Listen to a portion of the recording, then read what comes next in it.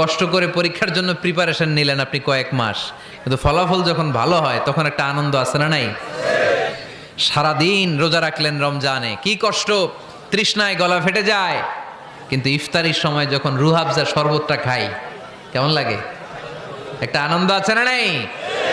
এজন্য আল্লাহ বললেন فإن مع العسر يسرا إن مع العسر يسرا। ও নবী, কষ্টের দিন মক্কায় অল্প কিছু দিন, মদিনাতে আনন্দের দিন অপেক্ষা করছে। আমাদের জীবনে যদি দুঃখ কষ্ট আসে আমরা ধৈর্য ধরবো, তাওয়াক্কুল করবো একজনের উপর, তিনি কে? কারণ আমরা বিশ্বাস করি কষ্টের দিন এটা চিরকালের জন্য নয়, সামনে আনন্দের দিন আমাদের জন্য সেট করে রেখেছে কে? তাহলে আমরা সূরাতুল ইনশিরাহ থেকে 3টা নেয়ামতের বর্ণনা শুনলাম, বিশ্বনবীকে কি সান্ত্বনা দেয়া হলো সেটা শুনলাম। এবার 2টা গাইডলাইন শুনে তাফসীর আমরা শেষ